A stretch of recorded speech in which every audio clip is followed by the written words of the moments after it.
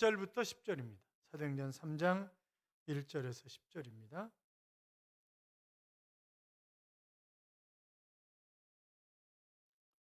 교도하겠습니다. 제가 1절 있습니다.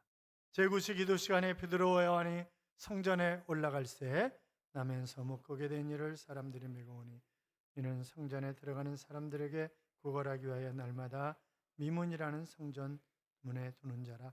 그가 베드로와 요한이 성전에 들어가려 함을 보고 구걸하거늘 베드로가 요한과 더불어 주목하여 이르되 우리를 그가 그들에게서 무엇을 얻을까 하여 바라보거늘 베드로가 이르되 은과 금은 내게 없거니와 내게 있는 이것을 내게 주노니 나사렛 예수 그리스도의 이름으로 일어나 오른손을 잡아 일으키니 발과 발목이 곧 힘을 얻고 뛰어서서 걸으며 그들과 함께 성전으로 들어가면서 걷기도 하고 뛰기도 하며 하나님을 모든 백성이 그 걷는 것과 하나님을 찬송함을 보고 그가 본래 성전 미문에 앉아 구걸하던 줄 알고 그에게 일어난 일로 인하여 심히 놀랍게 여기며 놀라니라. 아멘. 같이 인사하겠습니다. 주의 이름으로 잘 될 것입니다. 더 잘 될 것입니다. 끝없이 잘 될 것입니다. 아멘. 예배 자리에 함께 하신 여러분, 하나님이 친히 동행하시는 한 주간의 삶이 되어서 행복하고 잘 되는 그런 한 주간의 삶이 되시기를 주님의 이름으로 축원합니다.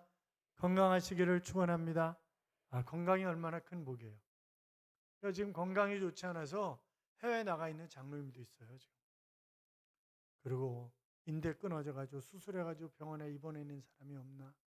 또 우리 권사님 가운데 중환자실에 입원해 계시는 분이 없나?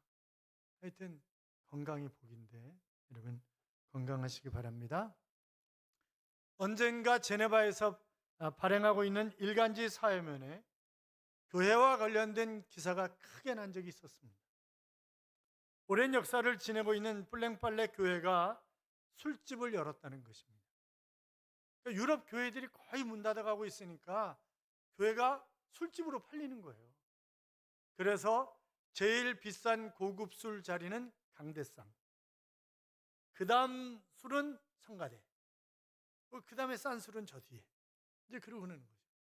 이게 그게 놀라운 일이 아닌데 왜 신문에 크게 났냐면 교회 목사가 자신이 담임하는 교회 예배당에 술집을 차린 것이었어요. 기가 막힐 노릇이죠. 그러면서 뭐라고 변명을 했냐면 스위스의 젊은이들을 교회로 끌어들이기 위해서 교회 술집을 열었다, 이렇게 변명을 했어요. 아니, 오래전에 한국교회 모 목사님이 교회 헌금을 가지고 라스베이거스 가가지고 이거 땡긴 거 아시죠? 그래가지고 뉴스에 나왔어요. 왜 그러냐 그랬더니 제가 뭐 딴 데 쓰려고 그러는 겁니까? 교회를 위해서도 하는 거 아니겠습니까? 그리고 그랬더니 똑같은 얘기죠. 똑같은 얘기예요. 그래서 제네바에서 목회하는 한인 목사님이 그 교회를 가봤답니다. 이 플랭팔레 교회를 찾아가 보니까 예배당 한가운데 천을 쳐가지고 커튼을 쳐가지고 뒤쪽은, 그러니까 교회 앞쪽은 강대상에 있는 쪽은 예배당, 뒤쪽은 술집. 그런데 이건 예배당도 아니고 술집도 아니고 아주 허저분하게 되어 있더라는 거죠. 아니 200년 이상의 역사를 가지고 있는 그런 플랭팔레 교회가 어처구니 없는 그런 짓을 하고 있는 것입니다. 그러니까 참 서글펐다. 그 목사님이 가서 보고 너무너무 서글펐다. 이건 술집도 아니고 예배당도 아니고 이게 도대체 뭐냐. 그런데 여러분 그거 아세요? 한국 교회가 정말 교회로서의 사명을 잘 감당하고 있는가?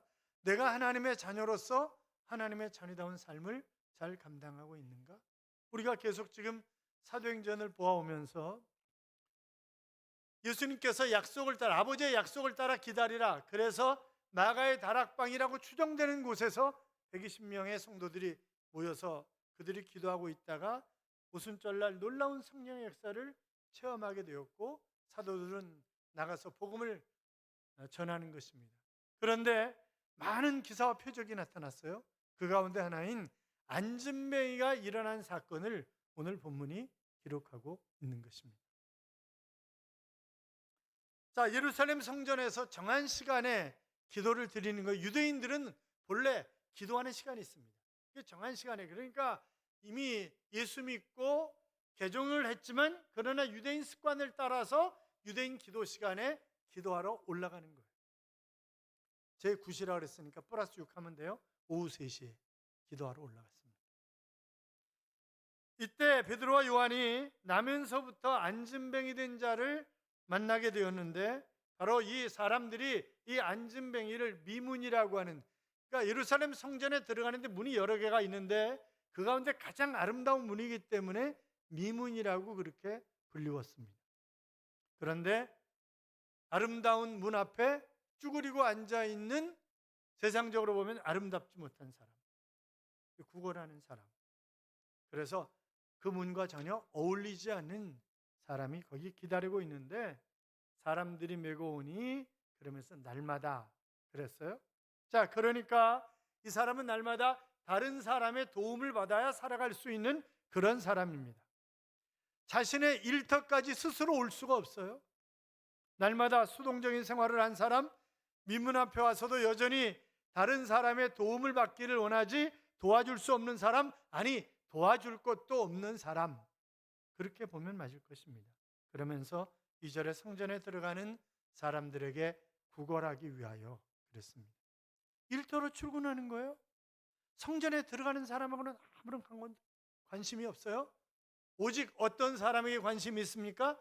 동전을 주머니에 손을 넣어서 동전을 던져주는 그 사람에게 관심이 있는 거지, 예배당에 예배에는 아무런 관심이 없는 것입니다.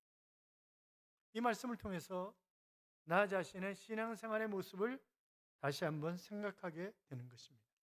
내가 2다리를 가지고 멀쩡하게 교회에 들어왔기 때문에 영적인 의미에서 보면 내가 건강한 사람입니까? 아니요. 얼마든지 안진뱅이일 수가 있습니다. 안진뱅이는 남의 도움을 받아 살아가는 사람인 것처럼 우리의 신앙도 스스로 걸을 수 없는 남의 도움으로 살아가고 있는 그런 영적 안진뱅이가 아닌가 하는 거죠. 어떤 사람은 스스로 교회 오는 게 아니라 부모님이 좋아하니까 그저 부모님께 잘 보이려고 예배당에 들어오는 청년들도 있습니다. 또 어떤 사람은 가정의 평화를 위해서 그냥 아내의 눈치를 보면서 교회에 온 사람 한번 손 들어보세요. 그런 사람도 있어요. 또 남편 때문에 억지로 끌려와 있는, 또 저희 교회 남자들은 믿음이 좋거든요. 그러지 남편 때문에 억지로 끌려온 그런 사람도 있다고요. 그러니까 늘 뭐만 쳐다봐요? 시계만 쳐다봐요. 언제 끝나나 시계만 쳐다봅니다. 영적인 안진뱅이 아닌가요? 그렇잖아요. 여러분, 안진뱅이의 특징이 무엇입니까? 걷지 못하는 것입니다. 다리에 힘이 없는 거예요. 일어설 힘이 없는 거예요. 스스로 걸을 수 있는 힘이 없는, 발목에 힘이 없는 사람, 그러니까 내가 교회에 나올 힘이 없어서 스스로 주일날 예배당에 나오는 것이 아니라 누구에게 끌려서 오고 있다고 한다면 나도 뭐다? 영적인 안진뱅이다. 그렇잖아요. 자, 그러니까 이 영적인 안진뱅이에게 지금 오후 3시 기도 시간에 기도하러 베드로와 요한이 올라가다가 바로 안진뱅이가 원하는 돈이 아니라, 금과 은은 내게 없지만 내게 있는 것으로 내게 주노니 곧 나사렛 예수 그리스도의 이름으로 일어나 걸으라. 그랬을 때 그가 일어났다고 하는 그런 사실을 여기 기록하고 있습니다. 그래서 8절에 보면 뛰며 걷는다 이런 표현을 쓰고 있는 것을 볼 수 있는데, 자신의 힘으로 일어나서 걷고 뛰는 것입니다. 이제 아름다운 미문을 더 이상 추하게 하고 앉아있는 그런 사람이 아닙니다. 일본에 미즈노 겐저라고 하는 눈 깜빡이 시인이 있어요. 그냥 눈만 껌뻑껌뻑하는 것입니다. 초등학교 4학년 때 홍역을 앓으면서 고열 증세가 나타났고 결국 뇌가 손상이 되어서 그가 눈 깜박하는 것 외에, 듣는 것 외에 아무것도 못하는 것입니다. 그런데 어느 날 성경 고린도서 12장 9절을 누가 옆에서 읽어주는 거예요. 그것이 자기에게 너무나 큰 은혜와 도전과 충격이었습니다. 내 은혜가 네게 족하도다. 이는 내 능력이 약한 데서 온전하여짐이라 하신지라. 이러므로 도리어 크게 기뻐함으로 나의 여러 연약한 것에 대하여 자랑하리니 이는 그리스도의 능력이 내게 머물게 하려 함이라 라고 하는 그런 말씀이었습니다. 너무너무 감동이 되는 거죠. 야, 나도 살만한 가치가 있고 하나님이 나를 이렇게 두신 것은 또 다른 의미가 있기 때문에 나를 이렇게 두신 것이야. 그렇게 생각하고 이제 하나님의 영광을 위해서 어떻게 그 하나님의 사랑을 전할 수 있을까라고 생각을 하는 것입니다. 그런데 환경은 전혀 변하지 않습니다. 그가 살아있어야 하는 존재의 의미를 발견하면서 모든 장애를 극복하고 시를 지어서 발표를 했는데 말도 할 수 없고 글도 쓸 수 없는 그가 일본어 50음도를 벽에 붙여놓고 어머니가 손가락을 가르치는 그것에 자기가 원하는 글자면 눈을 깜빡깜빡 하는 거예요. 그럼 글 쓰는 거죠. 그러니까 글자를 만들고 문장을 만들어서 시를 쓴 것입니다. 그가 지은 내 마음속에 라고 하는 시가 있는데 내용은 이래요. 내 마음속에 기쁨이 있다. 내 마음속에 희망이 있다. 내가 나아갈 길이 있다. 그건 그리스도 예수가 열어주신 것, 어두워도 헤매지 않아 하나님 나라에 가는 기쁨의 길이 있다 라고 하는 그런 시입니다. 미즈노 긴조는 절망에 빠진 사람들에게 예수 그리스도의 이름으로 희망을 심어주고 있고 예수 그리스도의 이름으로 영적인 안진뱅에 있는 사람들을 일으켜 세우는 그런 사역자로 아름답게 쓰임받고 있는 것입니다. 여러분, 간만에 한번 생각해 보세요. 안진뱅이가 일어난 사건이 그냥 일어날 수 없는 것입니다. 그런데 오늘 본문이 두 가지를 강조하고 있습니다. 첫째는 기도 시간이었다. 그것이 기도 시간이었다. 오후 3시 기도 시간이었다는 거죠. 여러분, 기도는 놀라운 역사를 가져옵니다. 기도는 힘과 능력이 있습니다. 그래서 우리가 예배를 마치면 늘 함께 합심해서 기도하고 가자고 그러면서 합심 기도를 하잖아요. 보이는 기적을 위해서 보이지 않는 그런 기도가 필요한 것입니다. 기도는 귀한 것입니다. 무한한 보물창고이고 인간을 인간답게 가치 있게 만들고 어떠한 어려움도 감당할 수 있는 능력 있는 삶을 살아가도록 하는 것이 바로 기도의 능력입니다. 기도는 씨를 뿌리는 것과 같습니다. 기도의 눈물, 주님을 찾는 눈물은 씨를 뿌리는 것이고 이것을 통해서 많은 열매를 맺게 하시는 것입니다. 여러분, 기도의 향기라고 하는 것은 세상의 그 어떤 향기와 비교할 수 없는 거죠. 박경철이 쓴 시골 의사의 아름다운 동행이라고 하는 글이 있습니다. 그 글에 송이버섯 하나라고 하는 그런 제목의 글이 있는데 이렇게 써놨습니다. 내가 아끼는 책들 사이사이에 송이버섯 하나를 가늘게 찢어 넣어 두었다. 그렇게 하면 1년 내내 책에서 좋은 냄새가 나기 때문이다. 더욱이 소중한 마음까지 함께 넣어두는 셈이니 그 향기는 어느 향기와도 비교할 수 없다. 여러분, 옛날 학교 다닐 때 책갈피에 뭐 꽂아놨어요? 단풍나무 잎, 그렇잖아요. 또 은행잎, 이런 거 송이버섯 찢어가지고 넣어보신 분 있어요? 없을 거예요. 그런데 그게 1년 내내 향기가 난대요. 못 믿으면 해보세요. 송이버섯 하나가 그처럼 오랜 향기를 가져온다고 한다면 여러분, 기도의 향기라고 하는 것은 우리의 일상생활뿐만이 아니라 우리의 삶의 모든 부분에 아름다운 향기가 나도록 만들어주는 것이 바로 기도 생활이다. 그렇게 얘기할 수 있습니다.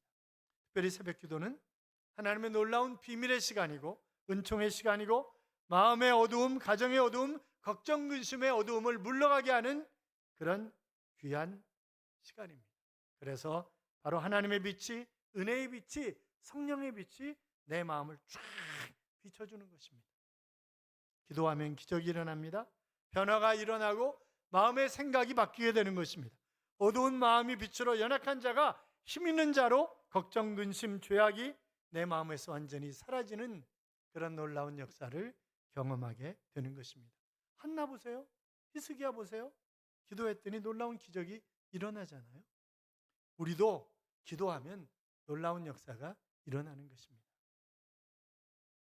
하나님은 연약한 질그릇 같은 우리의 체질을 잘 아셔서 기도하면 넘어지지 않도록 붙들어 주시고 우리의 앞서 가셔서 우리가 어떤 길로 가야 할지 고민하지 않고 그 길을 갈 수 있도록 해주시는 것입니다. 내 소원을 이루어 주십니다. 모든 어려움에서 우리를 건져주시는 것입니다. 자, 베드로와 요한이 기도하기 위해서 올라갔어요. 그런데 오늘 본문이 또 하나 강조하고 있는 것이 무엇이냐면 함께 갔다는 거예요. 함께. 1절, 3절, 4절, 11절 베드로와 요한이 함께 갔다는 거예요. 같이. 여러분, 그런데 이 두 사람이 잘 어울릴 수 있는 사람일까요? 아니에요. 이렇게 표현해서 죄송해요. 베드로는 성질이 지랄 같은 사람이야. 그렇잖아요. 예수님이 붙잡히실 때 말고의 귀를 베인 사람이 누구예요? 베드로예요. 그렇잖아요. 예수님이 바다 위를 걸어가시니까 이렇게 쳐다보다가 주여 당신이거든 저를 걸어오라 하소서 이래가지고 제일 물 위를 예수님 빼고 물 위를 걸어본 그런 사나이예요. 거기다가 예수님이 십자가에 못 박혀 돌아가신다니까 절대 그럴 수 없다고 그러면서 이것들은 다 배반해도 저는 아닙니다. 이러고 호언장담했던 친구가 바로 베드로예요. 도팡 잘난 척하기 좋아하는 그런 나서기 좋아하는 친구가 바로 베드로죠. 물론 요한도 처음에는 성격이 불같은 사나이였습니다만 나중에는 예수님의 품에 안겼던 그런 사나이고 늘 사랑을 외쳤던 그런 사람입니다. 그러니까 아주 온유함의 대표 요한. 그렇게 얘기할 정도로 바뀌어 있었던 사람이에요. 그러니까 이 베드로와 요한이 같이 어울려진다? 이건 쉽지 않은 일이에요. 그런데 지금 오늘 본문이 같이 그렇게 얘기하고 있는 것은 바로 어떤 교훈을 우리에게 주시기 위함 아니겠습니까? 여러분, 누구와 같이 가느냐라고 하는 것은 정말 중요한 일입니다. 옛날 중국의 학자 일행이 어느 시골길을 지나가는데 엿을 꽂는 그런 냄새가 나는 거예요. 그러니까 제자가 선생님, 엿 꽂는 냄새를 맡으시면서 어떤 생각이 드세요? 그랬더니 어머니 생각이 나. 어머니가 딱딱한 것을 못 씹는데 이 조총을 한 사발 들이면 얼마나 좋을까? 그러면서 눈시울을 붉히는 것이었습니다. 마침 같은 길을 가는 도적대가 있었어요. 한 도적이 두목에게 똑같은 질문을 하는 거죠.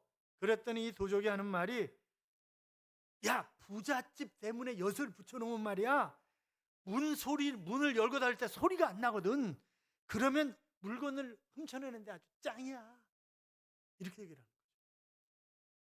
그러니까 누구와 같이 다녔냐.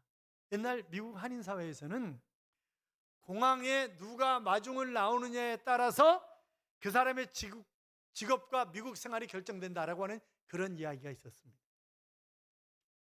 사람은 누구와 함께 하느냐가 얼마나 중요한지 모르는데 사랑하는 여러분, 늘 하나님과 동행하실 뿐만이 아니라 믿음이 좋은 그런 사람들과 동행함으로 놀라운 역사를 일으키는 그런 주인공이 되시기를 주님의 이름으로 축원합니다. 11절부터 26절까지는 베드로의 두 번째 설교에 관한 그런 이야기들이 나와 있습니다. 자, 베드로가 성전 미문에 앉아서 구걸하던 안진뱅이를 일으킵니다. 안진뱅이가 걷기도 하고 뛰기도 하면서 베드로를 붙잡았다라고 했는데 여기 붙잡았다라고 하는 단어는 어깨를 꽉 쥐었다라고 하는 그런 의미거든요. 그러니까 아마도 너무너무 감사하고 감격하고 그래서 이 베드로와 함께하고 싶은 그런 마음으로 어깨를 꽉 잡았을 것입니다. 그런데 베드로가 그 현장 속에서 이제 설교를 합니다. 이것은 내가 한 일이 아니라 하나님이 하신 일이기 때문에 나를 주목해서 바라볼 필요가 없다 라고 하는 그런 얘기를 하는 거예요. 지금 하나님이 베드로와 요한을 사용하셔서 나면서부터 안진뱅이 된 이 사람을 일으키신 것이지 베드로 자신이 어떤 능력이 있어서 일으킨 것이 결단코 아니라고 하는 것을 지금 강조하고 있는 것입니다.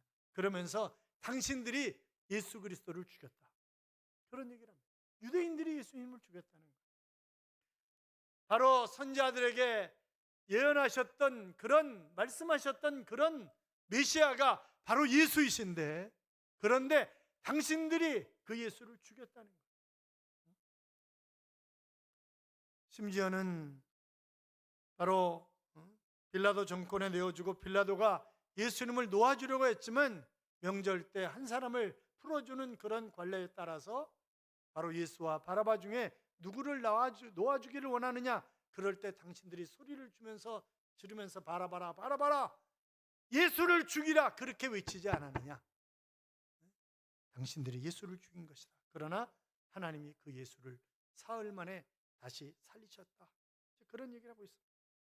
그리고 안진뱅이가 이뤄낸 것, 바로 그 살아나신 그 예수님, 그 주님의 능력이 함께 하셨기 때문에 살아난 것이지. 그러면서 이 유대인들이 회개하고 돌아올 기회를 주기 위해서 당신들이 예수를 죽인 것은 그가 메시아인지 몰랐기 때문에 죽인 것이다. 그러므로 지금이라도 회개하고 돌아오라 하는 그런 메시지를 전하고 있는 것입니다. 그러면서 20절, 21절은 그 예수님이 다시 오실 것이다. 하나님께서 예정하신 대로 예수 그리스도를 다시 보내주신다고 했습니다. 사랑하는 성도 여러분, 예수님이 다시 오신다는 사실을 믿으십니까? 믿으시면 크게 아멘. 아멘. 그렇습니다. 마지막 때가 되면, 아니 이제 마지막 때에 가까운 증거들이 차면, 그러면 예수님이 다시 오실 거예요. 그리고 먼저 간 자들을 데리고 오신다, 그렇게 말씀하고 계시는 것도 우리가 데살로니가서 4장에서 볼 수 있습니다만, 예수님이 이 땅에 오신 것 자체가 바로 이미 말씀을 통해서 창세기 3장 15절을 우리가 원복음이라고 얘기하잖아요. 여자의 후손으로. 그러니까 예수 그리스도가 여자의 후손으로, 나단도 다윗도 이사야도 예레미야도 바로 예수님이 오실 것을 끊임없이, 그리고 예수님을 바로 이 팔레스타인 땅에 보내신 것, 그것은 바로 유대인들에게 하나님이 그만큼 사랑하시고 복을 주셨기 때문이다 라고 하는 그런 이야기를 하고 있습니다. 사랑하는 여러분, 그것이 복음의 내용입니다. 우리는 광야 같은 세상을 살아가면서 성령이 내 안에 들어오셨고 하나님의 자녀로서 마땅히 복음을 증거하는 삶을 살아야, 그래야 놀라운 하나님의 역사를, 오늘 본문이 이야기하고 있는 것처럼 기도와 함께하는 그런 삶을 살아야 우리가 하나님의 기적을 체험하면서 살아갈 수가 있는 것입니다. 나폴레옹 장군에게 부하가 달려와서 급히 보고를 합니다. 장군님, 상황이 좋지 않습니다. 상황이 안 좋습니다. 그랬더니 이 나폴레옹이 정색을 하면서, 무슨 소리야? 상황은 내가 만드는 거야. 상황은 내가 만드는 거야. 그렇게 소리를 지르더라는 거죠. 그것이 바로 승리의 비결이었다. 그렇게 역사가들은 이야기를 합니다. 사랑하는 성도 여러분, 상황이나 환경을 탓하지 마십시오. 상황은 비전에 의해서 극복되며 비전은 믿음에 의해서 나오는 것입니다. 믿음은 우리의 힘이 아니라 하나님의 능력입니다. 우리가 잃어버린 것이 물질이 아니고 건강이 아니고 우리가 잃어버린 것은 바로 믿음입니다. 믿음을 찾으시기 바랍니다. 믿음을 회복하시기 바랍니다. 믿음으로 바랄 수 없는 것을 바라보시기 바랍니다. 볼 수 없는 것을 보시기 바랍니다. 나를 위하여 십자가를 지신 예수 그리스도를 바라보시고 깨어서 기도하며 복음을 전함으로 함께 놀라운 역사를 이루는 기적의 주인공들이 되시기를 주님의 이름으로 축원합니다. 믿음의 고백이라고 하는 찬양이 있어요. 나의 약함을 아시는 주님, 강하게 날 붙드네. 좁은 길을 외면하려 할 때도 날 이끌어 인도해. 한없이 부족한 날 위에 십자가를 지시고 가장 귀한 생명을 주시는 그 놀라운 주의 사랑, 이런 나를 어찌 사랑하셔서 회복시키시고 다시 순종하게 하실까? 그 은혜로 새로운 삶을 살게 하니 그분께 다시 고백하겠네. 나의 하나님, 나의 하나님, 내게 주신 사랑을 본받아 라고 하는 그런 찬양입니다. 사랑하는 여러분, 하나님이 우리를 사랑하셔서 예수 그리스도를 이 땅에 보내셨습니다. 그리고 우리가 깨어서 기도하고 또 우리가 늘 함께 주님의 일을 감당하면 놀라운 역사를 경험하게 될 것입니다. 믿음으로 살아가는 하나님의 자녀들이 되시기를 바랍니다. 믿음의 사람이 되시기를 주님의 이름으로 축복합니다.